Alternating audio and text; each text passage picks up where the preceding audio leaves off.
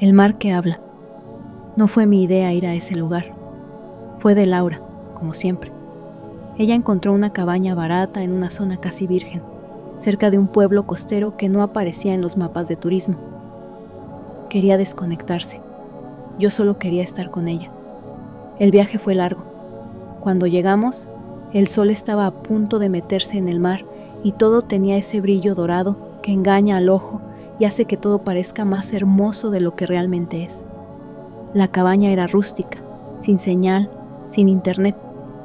Afuera solo se escuchaban los grillos, las olas y ese silencio espeso que parece tener vida propia. Esa noche fuimos al muelle a ver a los pescadores. Había uno, de piel curtida y mirada hundida, que hablaba con otro en voz baja. Nos observó un momento y luego caminó hacia nosotros sin decir palabra. Me dio una sensación extraña, como si ya supiera quiénes éramos. No se lleven nada del mar, nos dijo, sin introducción, con voz áspera. Él sabe lo que es suyo y siempre lo recupera. Nos quedamos callados. Pensé que era una advertencia ecológica, tipo no recojan conchitas, pero él hablaba como si el mar fuera un ser vivo, como si pudiera enojarse. Laura se rió después, cuando ya estábamos en la cabaña.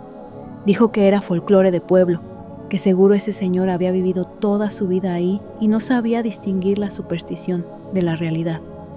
A la mañana siguiente, fuimos a caminar por la playa. Estaba vacía, extensa, con formaciones rocosas que salían como dientes del agua. El mar era más frío de lo que esperábamos, pero aún así Laura entró. Nadó un rato y luego salió gritando emocionada. «Mira esto». En sus manos traía algo. Era una especie de estatuilla negra, como tallada en obsidiana. Era un rostro, o al menos eso parecía. Deformado, con la boca abierta como en un grito eterno. Tenía algas enredadas y olía a salmuera. «Lo encontré entre las rocas», dijo. Estaba ahí, brillando, como si me esperara. No me gustó.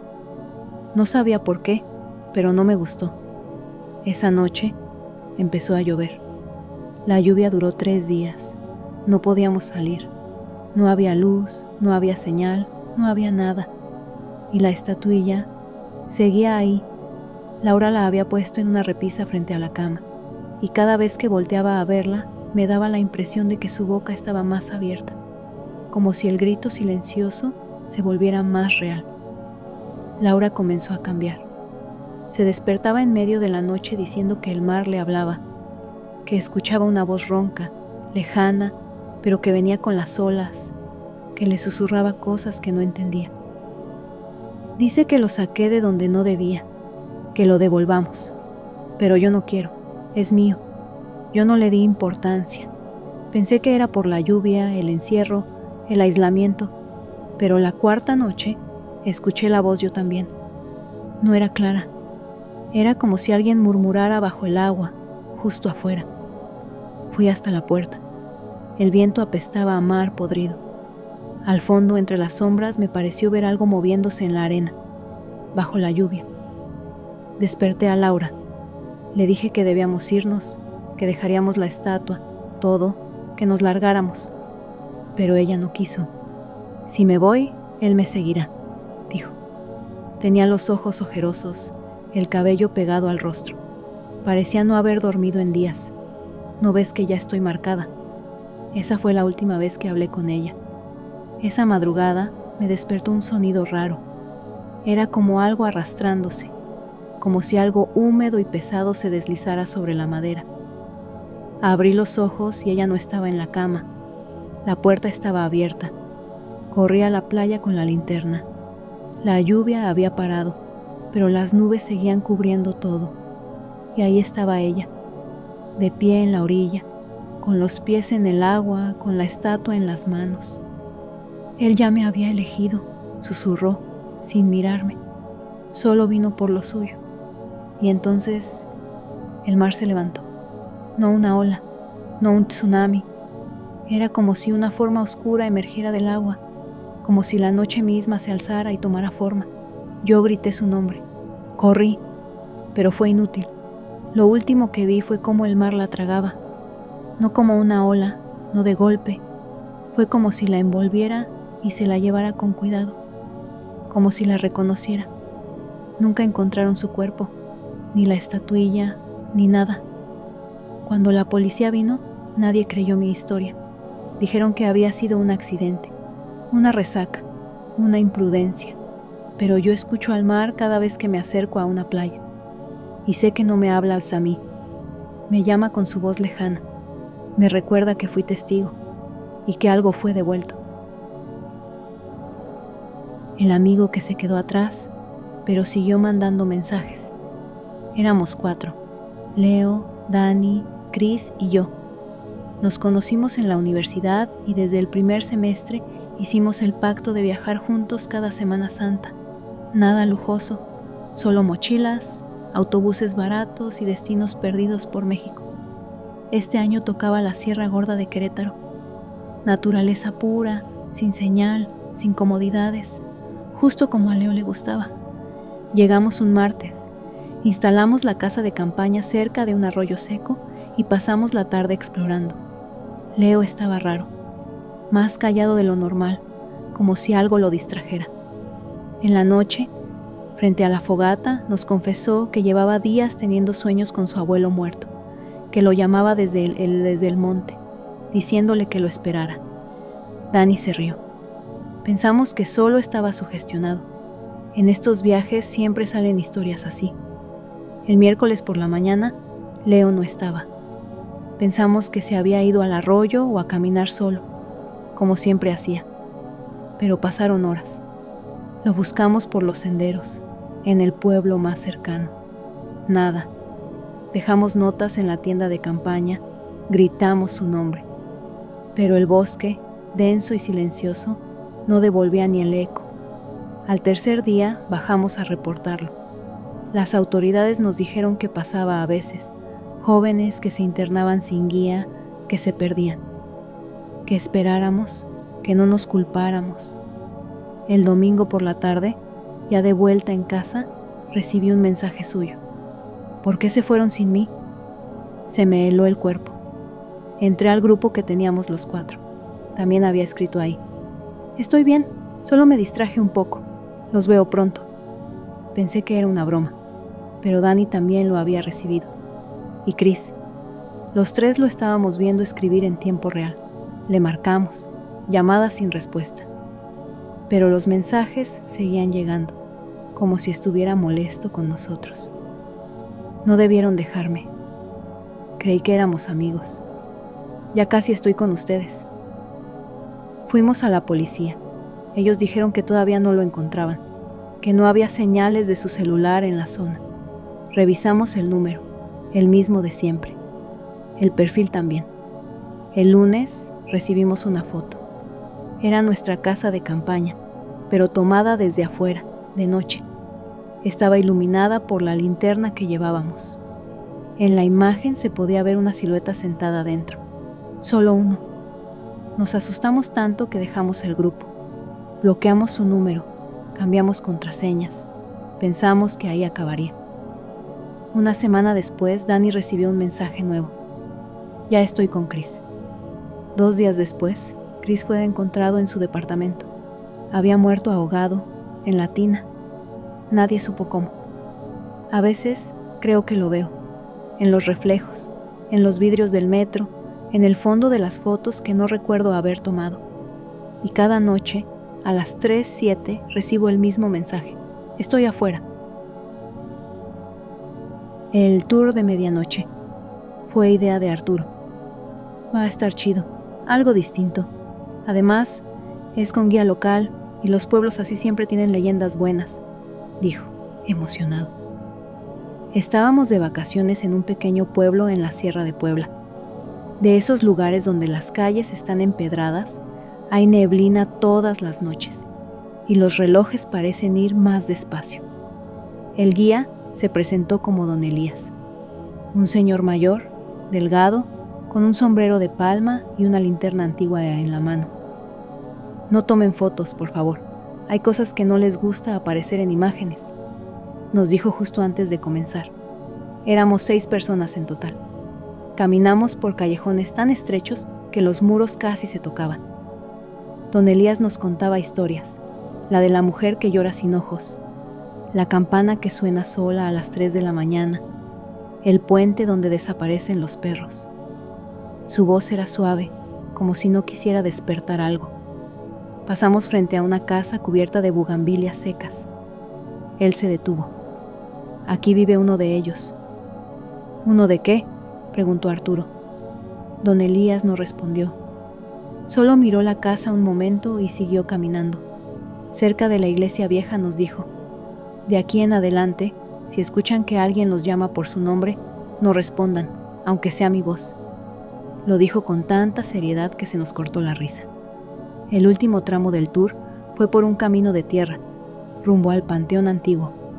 Pero algo cambió. El aire se sentía más espeso. La linterna de Don Elías comenzó a parpadear, y entonces desapareció, literalmente. Iba delante de nosotros, iluminando el sendero, y de un parpadeo a otro ya no estaba. Nadie lo escuchó alejarse, nadie lo vio irse. Lo llamamos, gritamos, lo buscamos por todos lados. Nada. Volvimos corriendo al pueblo, tratando de recordar el camino de regreso.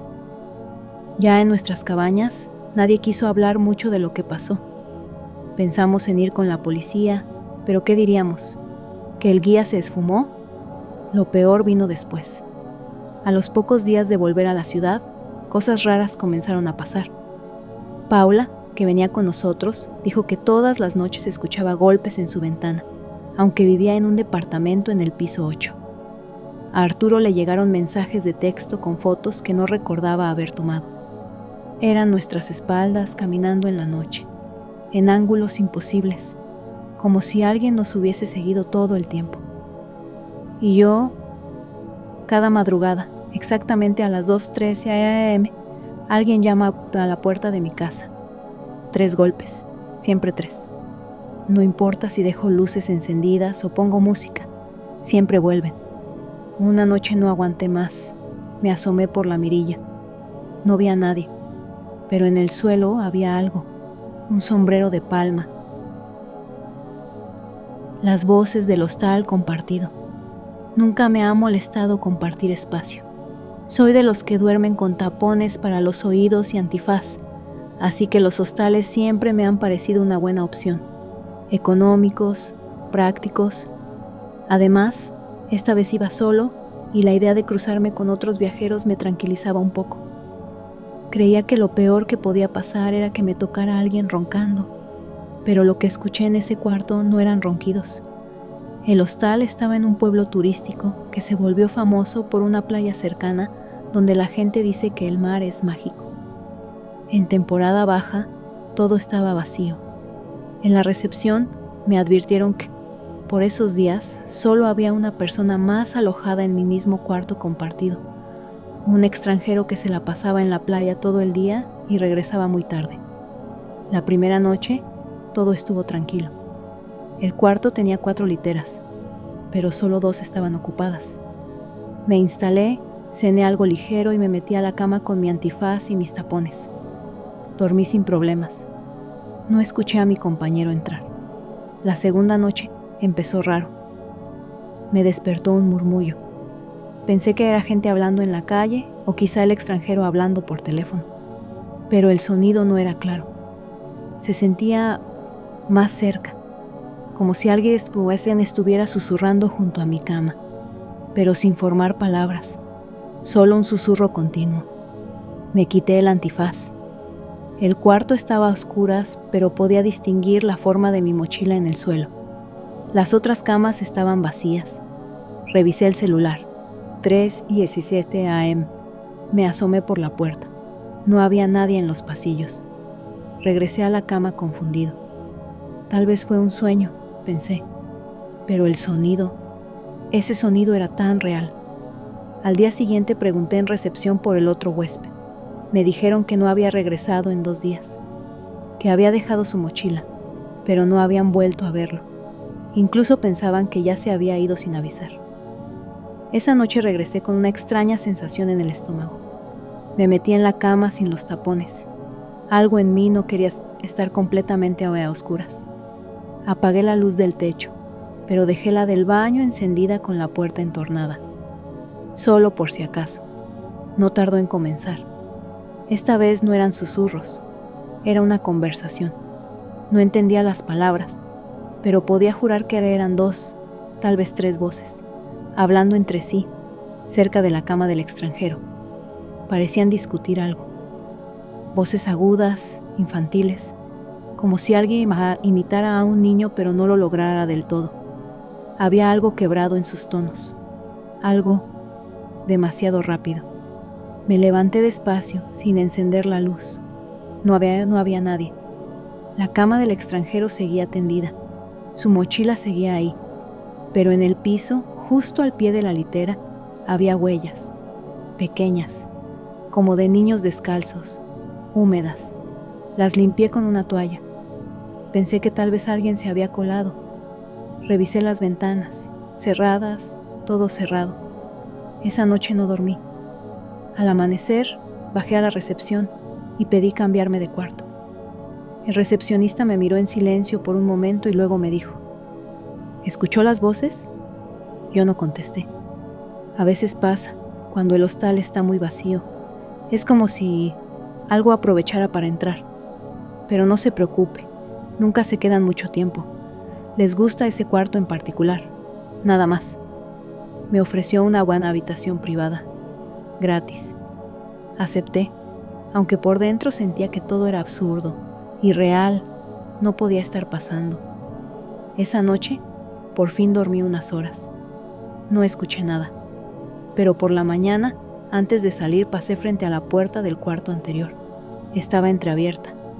Dentro, todo estaba en silencio, pero sobre la cama donde dormía el extranjero, alguien había escrito algo en la pared, con lo que parecía carbón.